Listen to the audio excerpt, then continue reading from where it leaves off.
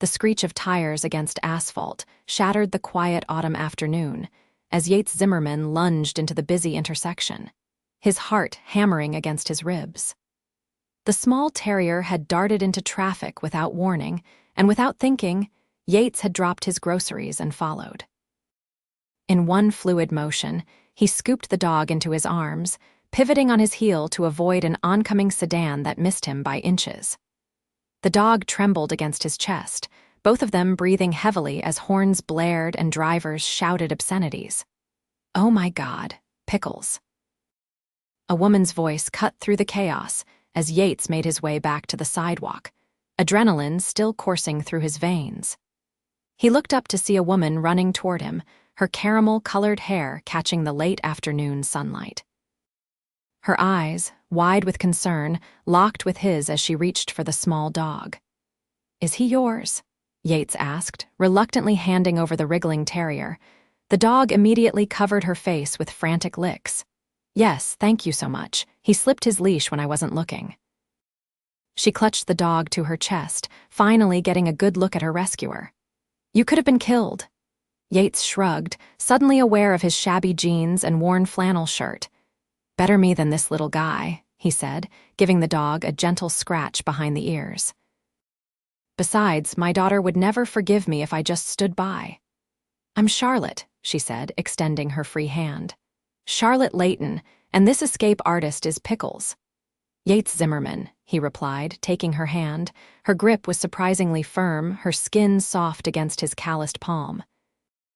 "Nice to meet you both, though the circumstances could have been better." Charlotte smiled, and Yates felt something stir within him, something he hadn't felt in a long time. Then he remembered the groceries he'd dropped and turned to see them scattered across the sidewalk, a carton of eggs broken open, milk spilling onto the concrete. "Oh no," Charlotte said, following his gaze. "Your groceries. Please, let me replace them." "It's the least I can do after what you did for Pickles." Yates waved her off, embarrassment heating his cheeks. "Don't worry about it, it's just a few things." The truth was, those groceries had taken the last of his paycheck, and he'd been counting on them to get him and his daughter, Lily, through until payday. "I insist," Charlotte said, her tone leaving no room for argument. "Actually, let me buy you dinner instead. You mentioned a daughter." "Lily, she's 7. Yates hesitated. "That's very kind, but Dad—" The familiar voice made him turn. Lily was racing down the sidewalk from the direction of Mrs. Patel's apartment. His neighbor had agreed to watch Lily after school while Yates picked up a few essentials. "Lily Bug, what are you doing here?"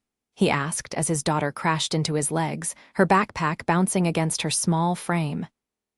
"Mrs. Patel needed to go to the pharmacy, so she walked me to find you," Lily explained, her curious gaze shifting to Charlotte and Pickles. Her eyes widened. "A puppy, this is Pickles," Charlotte said, kneeling down to Lily's level. "And I'm Charlotte. Your dad just saved Pickles from getting hurt in the street." Lily beamed up at Yates. "Dad's a hero. He says heroes don't need capes, just good hearts." Charlotte's expression softened as she looked between father and daughter. "Your dad is absolutely right." She straightened up. "So, dinner. I know a place not far from here that has great food and a play area for kids." Yates was about to decline again when Lily tugged at his sleeve. "Can we go, Dad? Please? I'm starving and Pickles looks nice."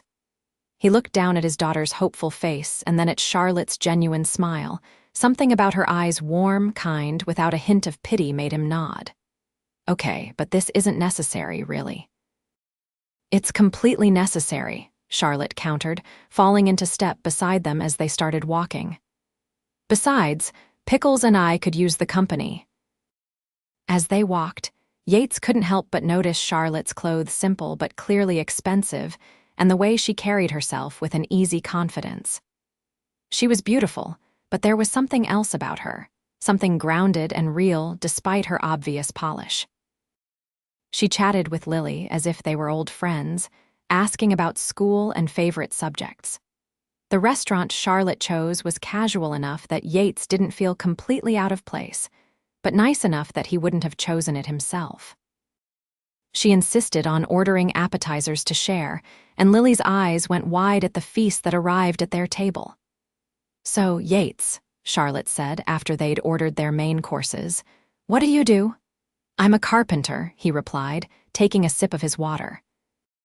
"I work for a construction company during the day, and I do custom furniture pieces when I can get the commissions." "Dad makes the prettiest tables," Lily interjected, "and bookshelves. He made all the furniture in our apartment." Charlotte looked genuinely interested. "Really? I'd love to see your work sometime." "What about you?" Yates asked, trying to steer the conversation away from himself. "What do you do?" A flicker of something hesitation perhaps crossed Charlotte's face. "I'm in business development," she said vaguely. "Consulting, mostly." Before Yates could ask more questions, their food arrived, and Lily's excited gasp at her burger complete, with a smiley face made of condiments, shifted the conversation to lighter topics. As they ate, Yates found himself relaxing in Charlotte's company. She had a way of making him feel at ease, never drawing attention to the fact that he'd had to check the prices on the menu before ordering or that his clothes had seen better days. She treated him with a respect that had nothing to do with his financial situation. By the time they finished their meal, and Lily had exhausted herself in the play area, it was dark outside. Charlotte insisted on calling them a rideshare service, brushing aside Yates's protests that they could take the bus. "It was wonderful meeting you both," Charlotte said as they stood outside the restaurant, waiting for their ride. She knelt down to Lily's level again. "Especially you, Miss Lily. Thank you for sharing your dad with Pickles today," Lily giggled. "Can we see Pickles again sometime?" Charlotte glanced up at Yates, a question in her eyes. "I'd like that very much, if your dad doesn't mind." Yates felt a flutter of something in his chest, hope, maybe, or the beginnings of something he hadn't allowed himself to feel since Lily's mother had walked out on them 4 years ago. "I don't mind," he said softly. Charlotte pulled out her phone. "Let's exchange numbers, then, for Pickles playdates, of course." As Yates entered his number into her sleek phone, much newer and more expensive than his own battered device, he couldn't help but wonder what someone like Charlotte saw in spending time with someone like him. But the warmth in her eyes as she said goodbye made him push those thoughts aside, at least for now. The ride home was filled with Lily's excited chatter about Charlotte, Pickles, and the restaurant's amazing desserts. Yates listened, smiling, but his mind kept returning to the woman with the caramel hair and kind eyes, who had turned what could have been a disastrous day into something unexpectedly wonderful. 3 days later, Yates's phone buzzed with a message from Charlotte, asking if he and Lily would like to join her and Pickles for a walk in the park that weekend. He hesitated only briefly before replying yes. Saturday morning found them at Washington Park, Lily racing ahead to the playground while Yates and Charlotte followed at a more leisurely pace, Pickles trotting happily between them on his leash. "She has so much energy," Charlotte observed, watching Lily climb the jungle gym. "She reminds me of myself at that age." "Were you a climber too?" Yates asked. Charlotte laughed. "The absolute worst. My parents were constantly getting calls from neighbors who'd found me in their trees. I was convinced I could build the perfect treehouse if I just studied enough of them." "And did you? Eventually. My grandfather helped me when I was 10. It was the best summer of my childhood." A shadow passed over her face momentarily. "He taught me a lot about working with my hands. I think he would have liked you." Yates felt a warmth spreading through him at the compliment. "He sounds like a good man." "The best," Charlotte agreed. "He grew up with nothing and built a good life through sheer determination. He never forgot what it was like to struggle, though. That's what made him special." They reached a bench near the playground and sat down, close enough to watch Lily but with a bit of privacy. Pickles settled at their feet, content to people watch. "Can I ask you something personal?" Charlotte said after a moment. Yates tensed slightly but nodded. "Lily mentioned her mom is gone. I don't want to overstep, but—" "She left when Lily was 3, Yates said quietly, watching his daughter swing from monkey bars, her face alight with joy. "Said she wasn't cut out for motherhood or marriage. Last I heard, she was in California." "I'm sorry," Charlotte said, her hand briefly touching his arm. "That must have been hard for both of you." Yates shrugged. "It was worse for Lily. She doesn't really remember Rebecca, but she feels the absence. Kids at school talk about their moms, and she doesn't have those stories to share." "She has you, though," Charlotte pointed out, "and from what I can see, you're doing an amazing job. She's happy, confident, kind. Those are signs of a child who feels secure and loved." The compliment caught him off guard. "Thanks," he managed. "I try. Some days are harder than others." "That's parenthood, I imagine," Charlotte said, then hesitated. "I wouldn't know firsthand, but I've always wanted children." "No kids of your own?" Yates asked, surprised. Charlotte seemed like a natural with Lily. She shook her head. "Never found the right person to have them with." "And my career has been demanding." Before Yates could ask more about her mysterious career, Lily came running over, cheeks flushed with excitement. "Dad, Charlotte, can we get ice cream? There's a truck over there." She pointed to where a line of children and parents had formed near a colorful ice cream truck. "Sure, Lily Bug," Yates said, reaching for his wallet. He knew he had enough for one cone and he'd go without, but Charlotte was already standing. "My treat," she said with a smile that brooked no argument. "As a thank you for agreeing to spend the day with me and Pickles." As they walked toward the ice cream truck, Lily slipped her small hand into Charlotte's, chattering about her favorite flavors. The sight made Yates's heart constrict with a mixture of emotions he couldn't quite name. Part of him wanted to pull Lily back, to protect her from growing attached to someone who might not stick around. But another part, a part that had been dormant for too long, wanted to believe that Charlotte's presence in their lives could be more than temporary. Over the next few weeks, Charlotte became a regular fixture in their lives. She joined them for movie nights in their small apartment, brought books she thought Lily might enjoy, and once, memorably, showed up with an old-fashioned picnic basket packed with homemade sandwiches and fruit for a spontaneous indoor picnic when rain canceled their park plans. What struck Yates most was how Charlotte never seemed to notice, or at least never commented on their modest living situation. Their apartment was clean and comfortable but small, with furniture that Yates had indeed made himself, partly out of pride but mostly out of necessity. Charlotte treated their home with the same respect she might afford a mansion, admiring Yates's craftsmanship with genuine appreciation and never making him feel less than. One evening, after Lily had gone to bed, they sat on Yates's worn couch, talking softly over glasses of inexpensive wine that Charlotte had brought.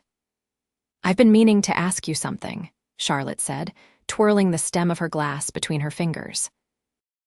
"You mentioned you do custom furniture pieces when you can get commissions." Yates nodded. "When I can, yeah.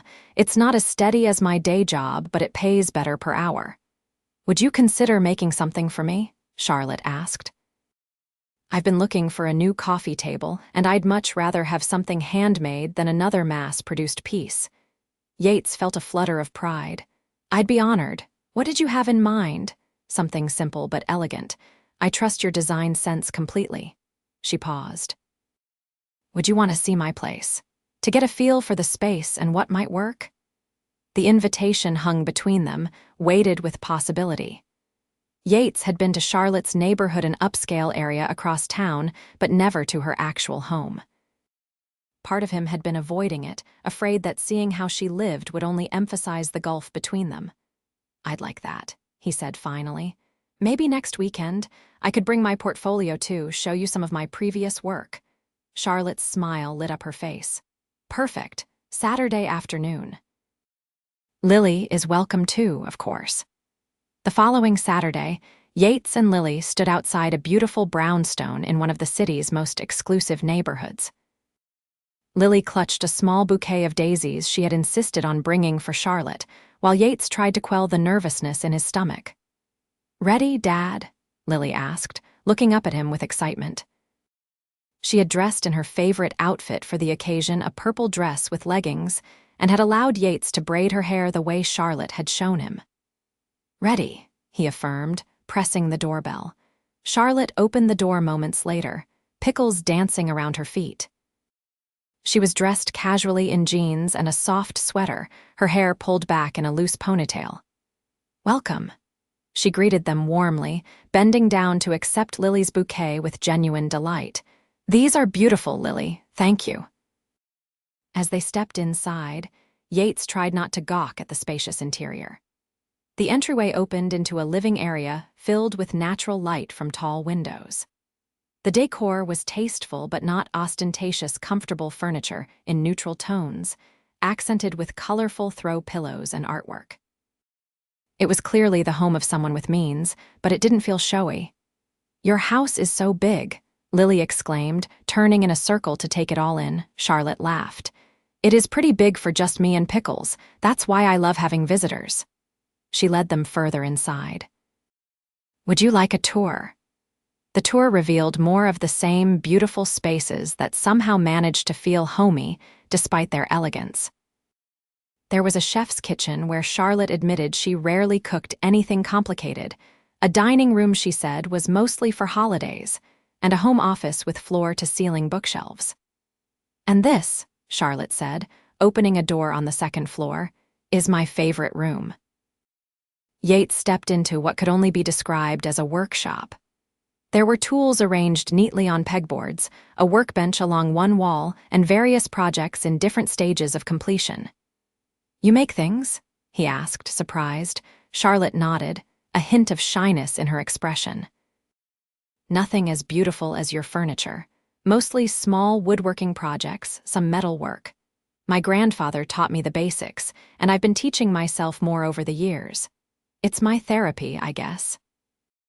Yates moved through the room, examining her tools, many of which were higher quality than his own, and the projects she'd been working on. There was a small jewelry box with intricate inlay work, a set of wooden coasters, and what looked like the beginnings of a model sailboat. "These are really good," he said, genuinely impressed. "You've got a natural talent." "That means a lot coming from you," Charlotte replied, and the sincerity in her voice made Yates look up to meet her eyes. In that moment, something shifted between them.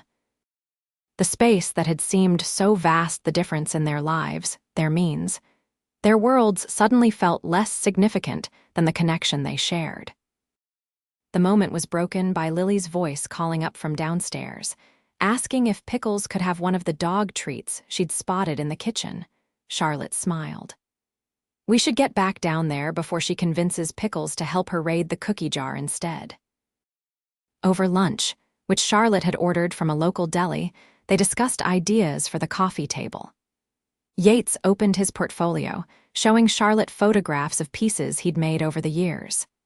"These are extraordinary," she said, lingering over a photo of a dining table with a live edge. "Truly, Yates, you should be selling these in galleries, not just taking commissions when they come." Yates felt a flush of pleasure at her praise. "Maybe someday. For now, I'm happy with the balance. It lets me be there for Lily." "Speaking of which," Charlotte said, glancing at Lily, who was happily playing with Pickles in the adjoining room, "I have a proposal for you." Yates raised an eyebrow questioningly. "I have a friend who's opening a home goods boutique next month, very high-end, focused on artisanal pieces." Charlotte leaned forward slightly.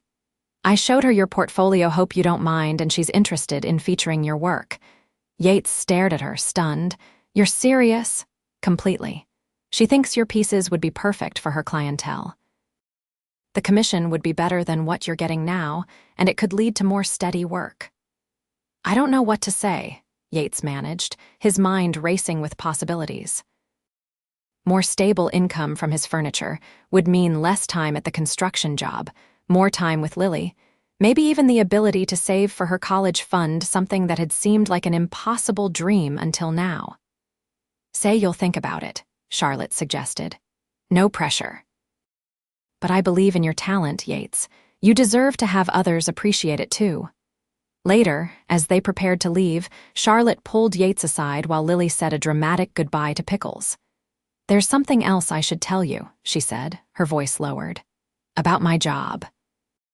Yates waited, curious about the slight tension in her shoulders. "I'm not just a business consultant," Charlotte confessed. I'm the CEO of Layton Enterprises. My grandfather founded the company, and I took over after my father retired. Yates felt like the floor had tilted beneath him. Layton Enterprises was a major player in real estate development and venture capital, a corporation worth billions. You're Charlotte Layton, he said slowly, realization dawning. As in the Layton Foundation. She nodded, looking almost apologetic. I didn't mention it because, well, it changes how people interact with me, and I was enjoying just being Charlotte with you and Lily. Yates struggled to process this information.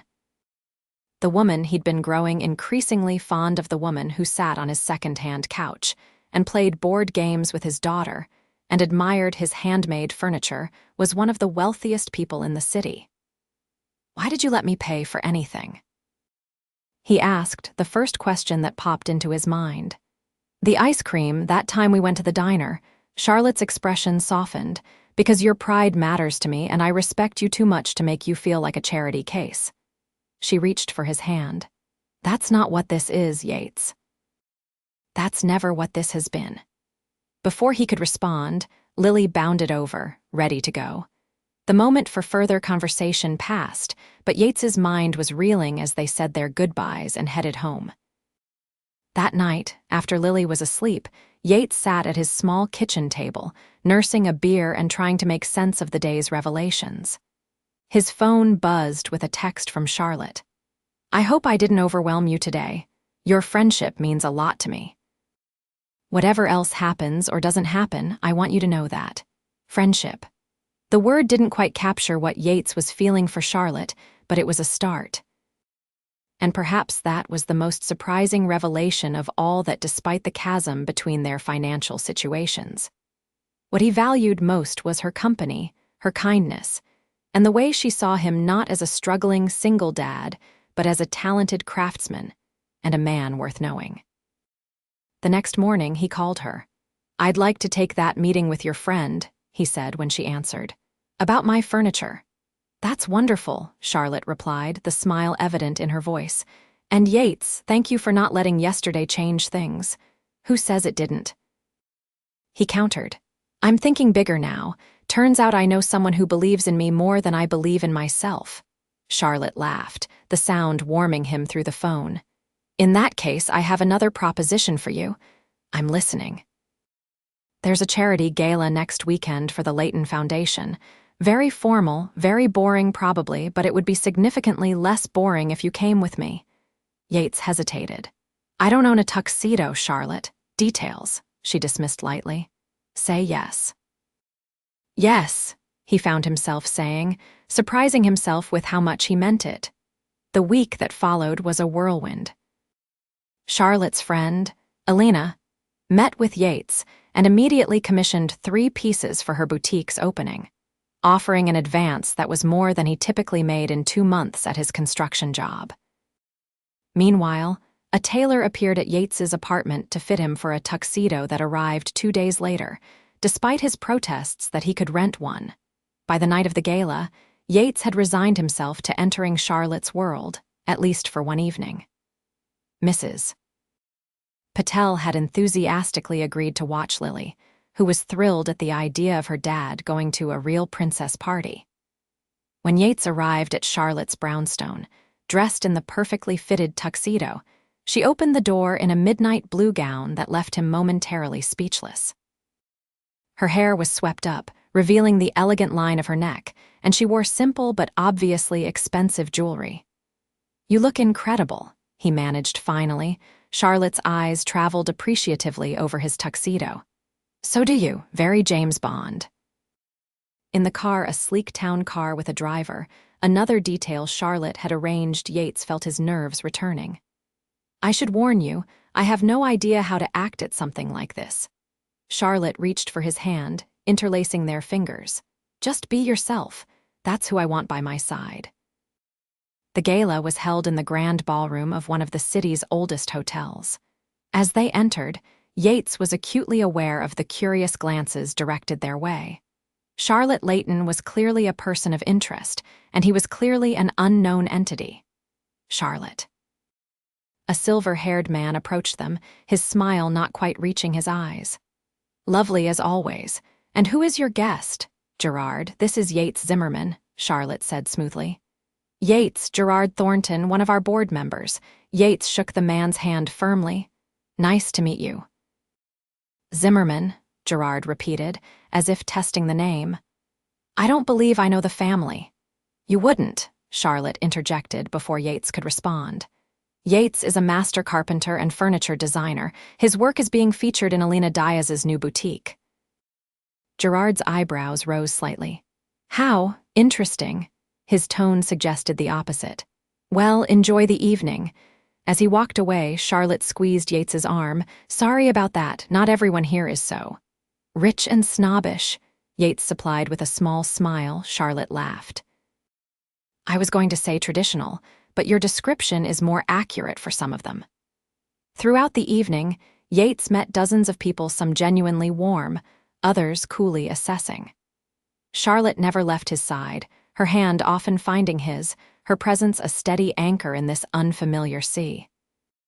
During a quiet moment, as they sipped champagne near one of the massive windows overlooking the city, Charlotte turned to him with a serious expression. "Thank you for coming tonight," she said.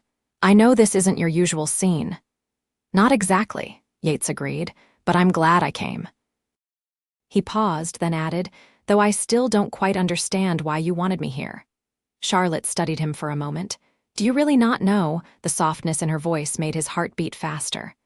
"I think I'm afraid to assume." "Then let me be clear," Charlotte said, stepping closer. "I didn't invite you because I needed a date. I invited you because over these past weeks, I've fallen in love with you, Yates Zimmerman. With your integrity, your talent, your devotion to Lily. With the man who would jump into traffic to save a stranger's dog without a second thought for himself." Yates felt the world narrow to just this moment, just her face before him. "Charlotte, there's a huge gap between our lives. I can't offer you. I don't care about any of that," she interrupted gently. "I have enough money for several lifetimes. What I don't have, what I've never had, until I met you and Lily, is someone who sees me for me, not for my bank account or my family name." Yates reached up to brush a stray tendril of hair from her face, his hand lingering against her cheek. "I've been falling in love with you too," he admitted. "But I'm afraid of what it would mean for Lily if this doesn't work out." Charlotte covered his hand with her own. "That's one of the reasons I love you, because you always think of her first. But Yates, I'm not going anywhere. I want to be in both your lives for as long as you'll have me." In answer, he leaned forward and kissed her, gently at first, then with growing certainty as she responded, her arms sliding around his neck. The world around them, the glittering ballroom, the string quartet, the murmur of wealthy voices faded away, leaving only this connection that had begun with a terrified dog and a split-second decision. When they finally broke apart, Charlotte's eyes were shining. "Let's get out of here," she whispered. "I've made my mandatory appearance." "Where to?" Yates asked, still holding her close. "Home," Charlotte said simply. "To check on Pickles, and then maybe you could tell me more about what you envision for my coffee table." Yates laughed, the sound full of joy and possibility. "That sounds perfect." 6 months later, Yates stood in his workshop, a converted garage behind the house he now shared with Charlotte, Lily, and Pickles. His furniture business had taken off after Alina's boutique opening, with commissions coming in steadily enough that he'd been able to quit his construction job and focus on his craft full-time. The transition hadn't been without challenges. Moving in with Charlotte had been a big step, one they'd approached carefully for Lily's sake. But his daughter had adjusted beautifully, thriving with the stability of 2 adults who adored her and the security of knowing they weren't struggling financially anymore. Yates had insisted on contributing to household expenses, using the income from his furniture business. Charlotte had understood his need for independence and agreed, though she'd pointed out that his greatest contribution was making the house feel like a home for all of them. And it did feel like home now. Charlotte's brownstone had transformed with Lily's artwork on the refrigerator, Yates's furniture integrated with Charlotte's existing pieces, and family photos new and old displayed throughout. As Yates put the finishing touches on his latest project, a custom rocking chair, he heard footsteps approaching. Charlotte appeared in the doorway, her expression a mix of nervousness and excitement. "Hey," he greeted her, setting down his sandpaper. "Everything okay?" Charlotte nodded, stepping into the workshop. "More than okay, I think. I have some news." Yates raised an eyebrow questioningly. "I went to the doctor yesterday," she said, moving closer to him. "Remember how I've been feeling tired lately? Turns out there's a reason for that." She took a deep breath. "I'm pregnant, Yates." The words hung in the air for a moment before their meaning registered fully. Yates stood frozen, sandpaper forgotten in his hand, as a wave of emotions crashed over him: shock, joy, fear, wonder. We're having a baby," he finally managed. Charlotte nodded, her eyes searching his face for his reaction. "Are you happy about this?" "I know we hadn't planned." He crossed the distance between them in 2 strides, gathering her into his arms and lifting her off her feet in an exuberant embrace. "Happy doesn't begin to cover it," he said, his voice thick with emotion. "Charlotte, this is incredible." When he set her down, she was smiling through tears. "I was hoping you'd feel that way." "I know it's fast, and we haven't even talked about marriage. Marry me," Yates said abruptly, surprising himself with the words but knowing immediately they were right. "Not because of the baby, but because I love you and I want to build a life with you." "I was planning to ask anyway. I've had the ring for weeks." "You have?" Charlotte asked, her eyes widening. Yates nodded, taking her hand and leading her to his workbench. He opened a small drawer and pulled out a velvet box. "I was making a jewelry box to put it in," he explained, opening the box to reveal a simple but elegant ring with a single diamond. "It's not as fancy as what you're probably used to." "It's perfect," Charlotte interrupted, her voice hushed with emotion. "And yes, Yates Zimmerman, I will marry you." As he slipped the ring onto her finger, Yates marveled at how his life had changed in less than a year. From a struggling single dad to a man with a thriving business, a partner who loved him for who he was, and now, a growing family. All because he jumped into traffic to save a little dog named Pickles. "Should we tell Lily?" Charlotte asked, admiring the ring on her finger. "Absolutely," Yates agreed. "She's going to be thrilled about being a big sister." Hand in hand, they walked from the workshop toward the house, where Lily was helping Pickles practice his tricks in the backyard. As they approached, Lily looked up, her face breaking into a smile at the sight of them together. "Dad, Charlotte, look what Pickles can do now," she called, holding up a treat as the little dog sat on his hind legs, front paws raised in a begging position. "That's amazing, Lilybug," Yates said, his heart full to bursting with love for his family, the one he'd had and the one that was growing in ways he'd never imagined possible. Charlotte squeezed his hand, and he knew she felt it too, the perfect rightness of where they'd ended up, against all odds. Not because of her wealth or his talent, but because of a split-second decision made from the heart and the courage to let love in when it appeared in the most unexpected way.